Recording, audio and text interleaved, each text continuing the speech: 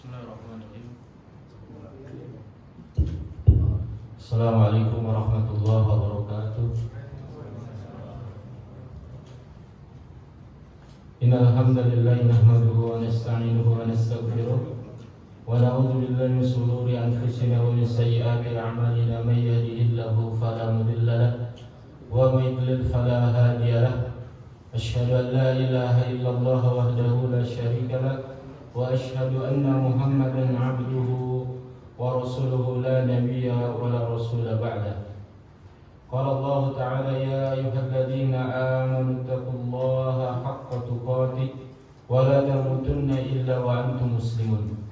Ya ayyuhan nasu taqu rabbakum alladzi khalaqakum min nafsin wahidah wa khalaqa minha zawjaha wa bassa minhuma rijalan katsiran wa nisaa'a wattaqullaha alladzi tasaaluna bihi wal arham innallaha kana 'alaikum raqiba.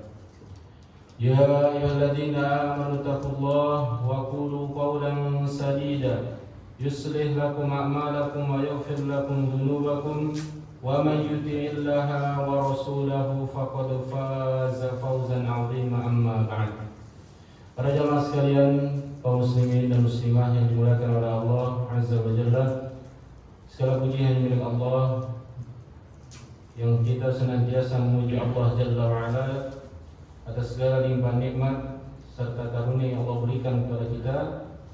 Allah Subhanahu wa taala terus menjaga nikmat Islam serta nikmat iman di dalam diri kita sehingga sampai saat ini kita masih terus beribadah kepada Allah Jalla wa Ala, masih diberikan rasa khauf, rasa takut kepada Allah. Ini adalah nikmat yang luar biasa. Ketika yang lain takutnya dicabut oleh Allah Jalla wa Ala sehingga dia berbuat ataupun berucap, bertindak seolah-olah dia tidak akan pernah berjumpa lagi dengan Allah Subhanahu wa taala. Seolah-olah apa yang dia lakukan saat ini itu tidak akan dia lihat kembali. Maka bersyukurlah kita Bapak-bapak sekalian dan para jamaah sekalian, kalau Allah Subhanahu wa taala masih memberikan kita berupa nikmat rasa takut kepada Allah. Semoga dengan rasa takut ini kita semakin terus memperbaiki kualitas ibadah kita kepada Allah, taqarrub kita kepada Allah demi menjaga agar kita diselamatkan oleh Allah Subhanahu wa taala dari siksanya nanti.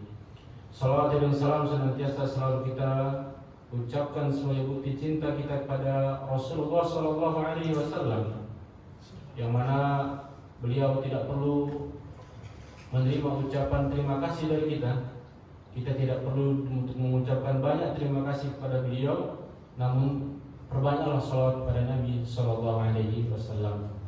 Para jemaah yang dimuliakan oleh Allah Jalla wa Ala, pada sore hari ini kita akan membahas tentang menjaga hak sesama muslim. Sebenarnya kajian seperti ini jemaah sudah sering kita ikuti, sudah sering kita bahas, yang berkaitan dengan menjaga hak atau kehormatan seorang muslim. Namun karena hak atau kehormatan dari seorang muslim itu begitu banyak, maka kita kembali mengulang, ataupun seandainya ada yang belum kita bahas, insya Allah sore hari ini kita akan kembali membahasnya tentang menjaga hak sesama muslim. Karena begini jemaah, berkaitan dengan hak sesama muslim itu bukan hanya hubungan antara orang awam dengan orang awam, maksudnya orang umum dengan orang umum, seperti membantu, seperti menjaga rahasia, seperti menunaikan amanah. Terkadang ada kelompok yang dinisbatkan kepada Islam, namun mereka tidak menunaikan hak muslim. Mereka mengaku kelompok yang menisbatkan pemahaman mereka kepada agama Islam, namun mereka justru tidak menunaikan hak muslim tersebut. Contohnya seperti apa jemaah? Contohnya adalah kelompok yang mudah mengeluarkan saudaranya dari agama Islam. Kelompok yang menganggap kalau saudaranya ini jatuh dalam kabair, dalam salah satu dosa besar, maka dianggap imannya sudah rusak, imannya sudah hilang. Sehingga kalau ini dilakukan, maka nanti akan berbuntut halal untuk ditumpahkan darah, halal untuk diambil hartanya, halal untuk dirusak kehormatannya, dan berbagai bentuk-bentuk yang lainnya. Siapa mereka jemaah? Di antaranya adalah pemahaman Khawarij. Jelas. Hati-hati dengan seperti ini jemaah. Jadi kalau orang umum, ya memang namanya orang umum, sama-sama orang umum, ya tidak saling menjelekkan, tidak saling menghibah. Namanya orang umum itu saling diingatkan. Tapi ini suatu kelompok, ya, yang dia dibungkus dengan nama agama, kemudian adanya doktrin, adanya ajaran, sehingga orang-orang yang sudah masuk di dalamnya terkadang tidak memperhatikan hak sesama muslim tadi. Maka dengan adanya kajian-kajian seperti ini, para jemaah dimuliakan oleh Allah Subhanahu wa taala, kita mengenal apa saja kemuliaan atau kehormatan seorang muslim. Ternyata seorang muslim itu mulia di sisi Allah Subhanahu wa taala. Tidak bisa untuk dirusak nama baiknya, kehormatannya dengan alasan apapun, kecuali dengan nanti ada pengecualian. Baik, kita akan mulai yang pertama jemaah, berkaitan dengan sudah kita singgung. Ibadallah, wahai hamba-hamba Allah, wa min hurmatil muslimi 'alal muslim, di antara bentuk kehormatan seorang muslim terhadap muslim yang lain, yang pertama awalan alla yukaffiruh, tidak bermudah-mudahan mengkafirkan. Ini terkenal memang kelompok seperti ini jemaah. Jadi tidak bisa salah sedikit. Menurut mereka iman itu kalau rusak sedikit maka akan rusak semuanya. Iman itu kalau turun sedikit maka dianggap tidak ada gunanya iman itu. Sehingga semua dosa besar, hatta puncak dari dosa besar itu asyirku billah, berbuat syirik kepada Allah. Kalau ada orang yang berbuat syirik kepada Allah, meskipun yang melakukan ini tahu, sadar, atau faham, atau lupa, intinya dia mengerjakan perbuatan syirik, maka dianggap orang ini telah keluar dari agama Islam. Hadis yang kita bahas. Hadzar Nabi sallallahu alaihi wasallam man an yukaffira al-muslima akhul muslim. Nabi sallallahu alaihi wasallam telah memberikan peringatan, jangan bermudah-mudahan dalam mengkafirkan saudara sesama muslim. Melalui sabdanya Nabi sallallahu alaihi wasallam mengatakan, hadis riwayat Ibnu Majah, man qala li akhihi ya kafir faqad ba'a biha ahaduhuma. Siapa saja yang mengucapkan wahai kafir kepada saudaranya, faqad ba'a biha ahaduhuma, maka akan kembali kepada salah satu di antara keduanya. Jadi ucapan ini akan kembali kepada yang mengucapkan apabila itu tidak benar, dan itu juga akan sampai kepada yang diucapkan kalau memang itu benar. Maka Rasulullah melarang. Dalam riwayat yang lain, hadis riwayat yang sahih, riwayat Imam Muslim, man da'a rajulan bil kufri, barang siapa yang memanggil seseorang dengan ucapan kafir, au qala aduwallah, atau dengan sebutan musuhnya Allah, walaysa kadzalika, padahal tidak demikian, illa hara alaih, kecuali siksa yang akan mengelilinginya, akan meliputinya. Ay raja'a alaihi al-qaul, maknanya adalah ucapan ini akan kembali kepada yang mengucapkan. Nah, dari sini para jemaah yang dimuliakan oleh Allah Subhanahu wa taala menunjukkan bahwasannya seorang muslim itu begitu mulia di sisi Allah Subhanahu wa taala. Seandainya ada seorang yang kita tahu telah mengucapkan syahadat, maka secara zahirnya orang ini dianggap seorang muslim, dianggap seorang muslimah. Mari kita dengarkan penjelasan para ulama. Wa qala al-Imam Asy-Syaukani, berkata Imam Asy-Syaukani rahimahullah, i'lam anna al-hukma 'ala ar-rajuli al-muslim bi khurujihi min din Islam wa dukhuluhu fil kufri la yanbaghi li muslim man yu'minu billahi wal yawmil akhir. Ketahuilah, kata al-Imam Asy-Syaukani, menghukumi seorang muslim dengan dia telah keluar dari agama Islam, bahwa dia telah keluar dari agama Islam dan dia telah masuk kepada kekufuran, la yanbaghi li muslim, maka ini bukanlah suatu yang pantas dilakukan bagi orang-orang yang beriman kepada Allah dan hari kiamat. An yuqaddim alaihi illa bi burhanin aw awdaha min syamsin nahar, kecuali dia bisa mendatangkan bukti yang sangat jelas bagaikan syams. Apa syams jemaah? Matahari. Fin nahar, di siang hari. Jadi seseorang menghukumi saudaranya yang tadinya muslim telah keluar dari agama Islam, maka dia harus mendatangkan bukti. Kata Imam Syaukani, buktinya itu apa? Terang benderang. Itu bagaikan matahari di siang bolong. Jadi benar-benar harus jelas, hujahnya jelas kalau dia ini benar-benar telah keluar dari agama Islam. Maka dalam kaidah itu jamaah, bentuk bukti yang paling jelas adalah al-iqrar. Al-iqrar. Al-iqraru hujjatun qasirah. Apa itu iqrar? Pengakuan. Kalau orangnya sudah ngaku, sudah nggak perlu kita mencari bukti. Dia sudah ngaku, dia telah berbuat kufuran, dia telah keluar dari agama Islam, maka sudah ini adalah bukti yang paling besar yang menandakan bahwasanya telah terputus hubungan antara seorang muslim dengan orang yang kufur tadi. Tapi selama dia tidak mengaku jamaah dan yang menuduh tidak bisa mendatangkan bukti, maka al-aslu, asalnya adalah orang ini masih dianggap muslim. Ini sempat terjadi jamaah, ya, karena dilihat dari segi fisik, dari segi tampilan, kan kita bisa nilai kadang. Ada secara umum, tidak semuanya. Terkadang kita juga meleset, kita kira ini non muslim, taunya dia muslim seperti itu, dan sebaliknya.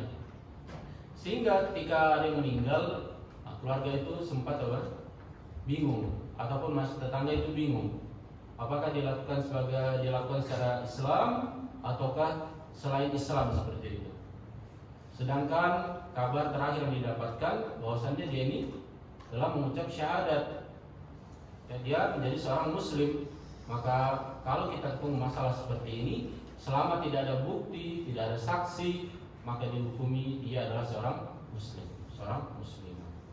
Nah, waqala ba'dul ulama, kemudian sebagian ulama mengatakan, la nukaffiru illa man kafarahu Allah wa rasuluh. Tidaklah kita mengkafirkan seseorang kecuali yang telah dikafirkan oleh Allah dan Rasulnya. Siapa orang-orang yang telah dikafirkan oleh Allah dan Rasulnya? Fir'aun sudah jelas, ini dikafirkan oleh Allah dan Rasulnya. Kemudian Abu Lahab, Abu Jahal, ini sudah dikafirkan oleh Allah dan Rasulnya. Maka ini kita yakin. Adapun orang-orang yang hidup di kita ini jamaah, kita menyebut yang menunjuknya dengan ta'yin, dengan nama, ya, masing-masing fulan telah keluar dari agama Islam karena kemarin saya lihat dia punya jimat, kemarin saya lihat dia sujud ke pohon, berarti dia telah keluar dari agama Islam. Maka tidak perlu seperti ini. Perbuatannya kita hukumi kufur. Perbuatannya ini adalah bentuk syirikan. Tapi terkadang betapa banyak orang yang sujud kepada pohon yang memiliki jimat, namun belum sampai penjelasan apa yang dia lakukan ini adalah perbuatan yang salah. Betapa banyak orang yang memiliki pokoknya amalan-amalan kesyirikan, ternyata itu semua didasari karena kejahilan, kebodohan, sehingga belum sampai hujah kepadanya, belum ada yang mengajak dia. Maka orang ini masih diberikan tudur untuk kembali setelah diberikan peringatan. Namun kalau sudah terang benderang semuanya disampaikan perbuatan ini salah, cara ini salah, menentang ya tauhidnya Allah, maka ini semua akan ditetapkan hukumnya. Itu pun bukan sembarang orang yang menetapkan jemaah. Kemudian para jemaah sekalian dimuliakan oleh Allah Subhanahu wa taala. Kenapa kita dilarang untuk bermudah-mudahan dalam mengucap atau mengecap seseorang itu keluar dari agama Islam? Al-awwal, kenapa? Pertama, ustuhilla damuhu wa maluhu wa irduhu. Ketika seseorang itu dicap telah keluar dari Islam, ya dianggap kafir, maka berarti halal darahnya, ya, halal hartanya, dan halal kehormatannya. Ar-Rasul sallallahu alaihi wasallam yaqul, Rasulullah sallallahu alaihi wasallam mengatakan, kullul muslimi 'alal muslimi haramun damuhu wa maluhu wa irduhu. Seluruh muslim setiap muslim terhadap muslim yang lain itu haram darahnya, hartanya, serta kehormatannya. Nah, jadi dari sini para jamaah sekalian dimuliakan oleh Allah Subhanahu wa taala, tidak bermudah-mudahan dalam menyebut seorang itu kafir. Kemudian atsaniyah, yang kedua, konsekuensi yang kedua, hukmun ala akhihi anna Allah la yaghfiru lahu abadan. Ketika kita mengatakan ketika ada yang mengatakan kepada orang lain dia kafir padahal mereka sama muslim, berarti dia menganggap Allah Subhanahu wa taala tidak akan mengampuni dosanya. Karena dosa yang tidak akan diampuni itu adalah dosa kesyirikan, kekufuran. Itu tidak akan diampuni oleh Allah Subhanahu wa taala. Wala yarhamhu wala yadkhuluhul jannah aw la yadkhiluhul jannah wa yukhliduhu fin nar. Bahwasanya Allah tidak akan masukkan dia ke dalam surga, Allah akan kekalkan dia di dalam neraka. Wa hadza min a'zamil baghi. Ini adalah bentuk perbuatan dosa yang besar. Yang berani menentang ketetapan Allah Subhanahu wa taala. Tapi jangan salah paham jemaah, kita berbicara pada sesama muslim yang itu orang bermudah mengucapkan kekufuran.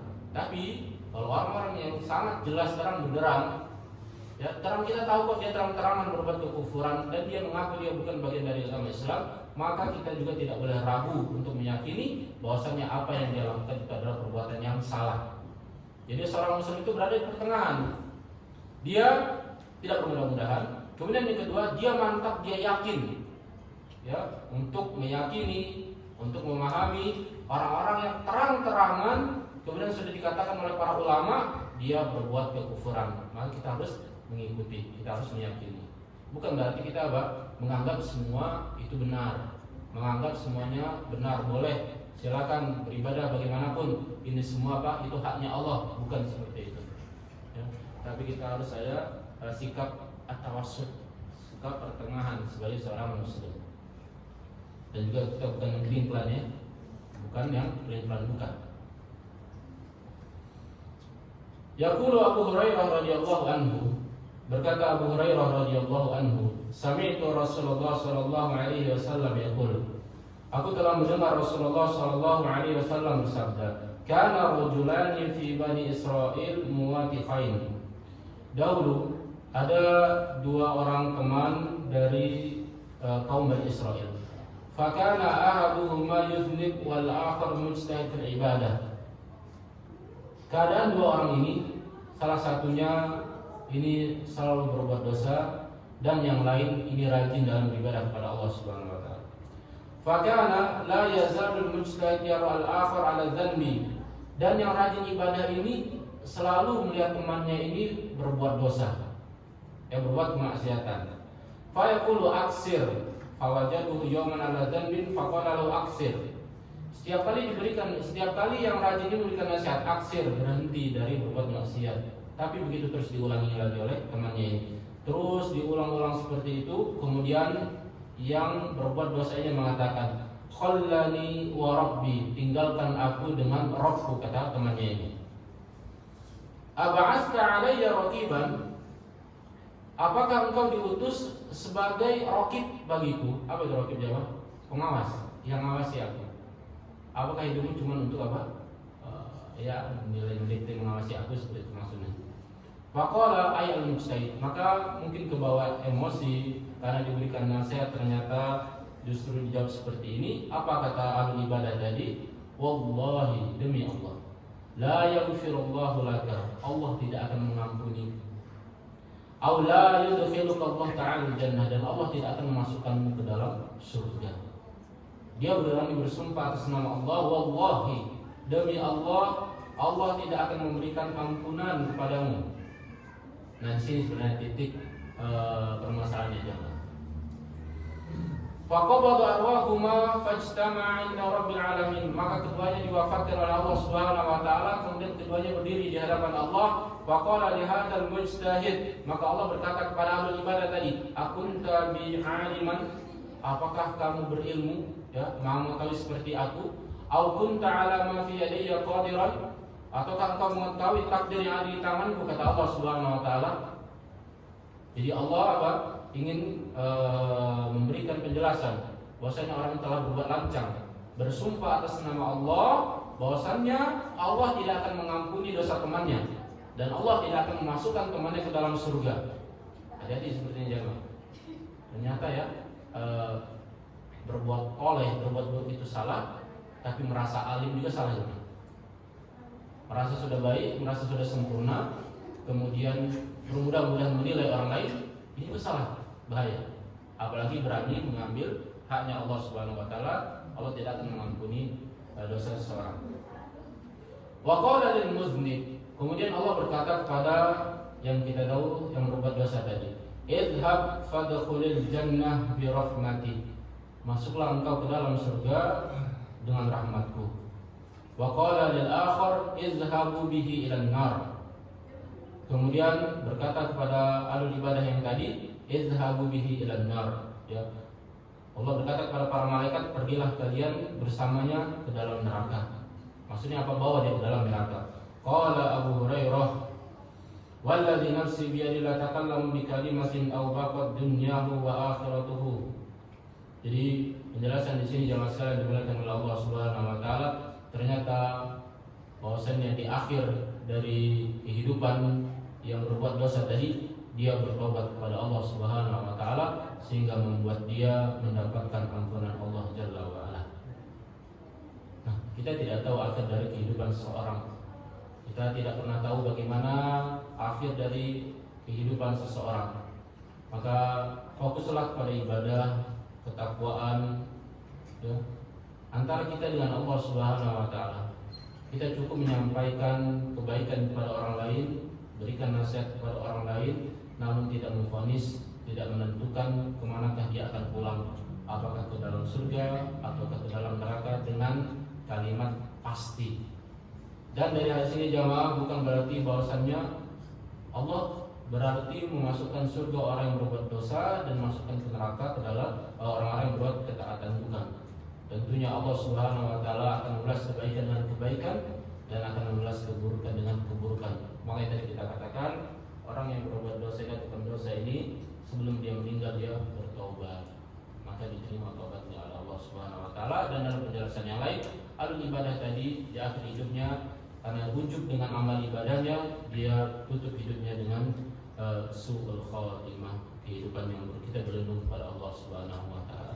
Maka cara yang paling tepat yang bisa kita lakukan adalah doakan kebaikan untuk orang-orang yang akan kita nasihati. Ini yang paling tepat ya. Doakan agar Allah memberikan hidayah kepada mereka dan agar Allah memberikan keistiqomahan kepada kita. Nah, seperti itu. Termasuk kepada para penguasa, kepada para pemimpin. Terkadang kita kesal, terkadang kita tidak suka dengan kebijakan, dengan ketetapan. Akhirnya kita memvonis bahwasannya mereka pasti akan begini-begini nanti di akhirat. Tidak ada yang tahu bagaimana akhir dari kehidupan seseorang. Maka doakan kebaikan untuk orang lain. Kemudian yang terakhir, jangan sekalian dimuliakan oleh Allah Subhanahu wa taala, di antara kehormatan seorang muslim adalah alla yaqtuluhu, tidak boleh membunuhnya. Jelas. Wa min hurmatil muslim ala akhil muslim la yata'addi alaihi bil qatli li'anna qatlal muslim haram wa kabiratun min akbaril kabair. Di antara bentuk kehormatan sesama muslim adalah tidak membunuhnya, karena membunuhnya adalah keharaman, termasuk dari dosa-dosa besar.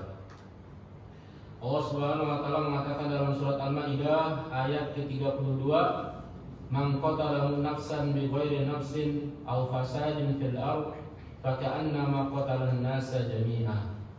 Barang siapa yang membunuh jiwa bighairi nafsin, tanpa sebab yang hak, atau membuat kerusakan di muka bumi, maka seolah-olah dia telah membunuh seluruh manusia.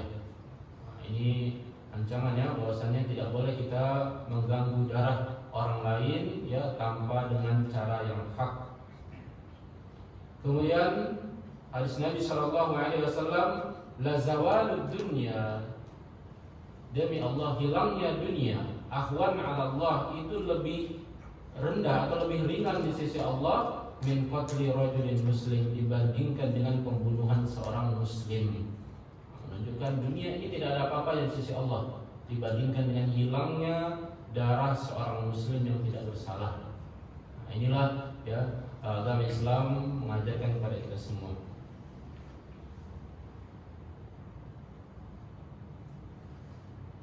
"Law anna as-samawati wal ardu ijtama'u 'ala qatli muslim lakabbahumullahu jami'an 'ala wujuhim finnar." Seandainya semua penduduk langit dan semua penduduk bumi mereka ijtama'u berkumpul ya untuk membunuh seorang muslim, lakabbahumullahu jami'an, niscaya Allah Subhanahu wa taala akan menyungkurkan wajah mereka semuanya finnar, ke dalam neraka.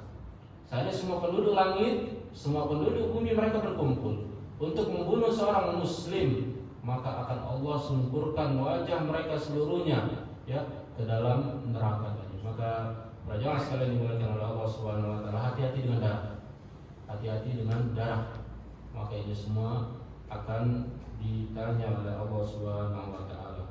Perkara permasalahan jinayat yang kita bayar ujrah kepada keluarga ya, seandainya ada yang membunuh kemudian dengan cara bertaubat kemudian orang ini membayar santunan kepada keluarga yang ditinggalkan, iya itu urusan dia dan keluarganya. Bagaimana nanti kalau dia bertemu dengan orang yang sudah dia bunuh? Bagaimana dia bertemu nanti di hadapan Allah, ternyata orang yang telah dia bunuh tidak ridho ya, tidak rela dia mati dengan cara seperti ini, meskipun akhirnya dia memang nanti harus mati, tapi asbabnya dikarenakan tangan fulan. Nanti bagaimana cara dia nanti menjawab ataupun menyelesaikan hisab dari Allah Subhanahu wa taala? Maka berhati-hatilah ada yang sekalian dimuliakan oleh Allah Subhanahu wa taala. Selalu ingat bahwasannya permasalahan darah, permasalahan jiwa ini sangat berat timbangannya nanti di hadapan Allah Subhanahu wa taala. Nah, jemaah sekalian dimuliakan oleh Allah Subhanahu wa taala, inilah beberapa kehormatan seorang muslim yang hendaknya selalu kita jaga. Ya, jadi hati-hatilah dari pemahaman yang mereka ekstrim mudah mengkafirkan, mudah menghalalkan darah sesama muslim ya. Meskipun mereka buat dengan cerita atau buat dengan berita-berita, maka asalnya muslim itu adil. Muslim itu adil artinya apa? Agamanya terjaga, tidak bisa hilang sampai dengan bukti yang jelas, maka baru dianggap hilang seperti itu. Semoga kajian ini ya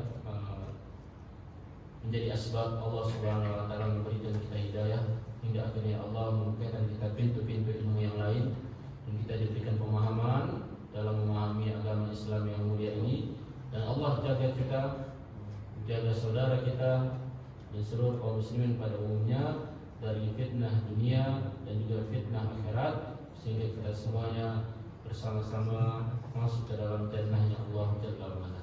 Demikian dalam sekalian dimuliakan oleh Allah Subhanahu wa taala materi kita sore hari ini.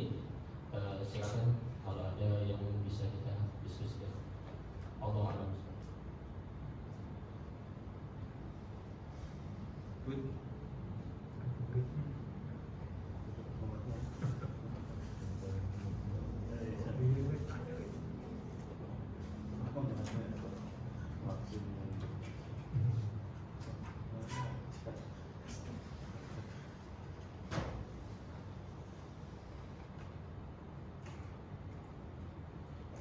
Ya, tidak ada ya jemaah ya. Alhamdulillah kalau seperti itu. Demikian, mohon maaf segala kekurangan. Subhanakallahumma wa bihamdika asyhadu an la ilaha illa anta astaghfiruka wa atubu ilaik. Assalamualaikum warahmatullahi wabarakatuh.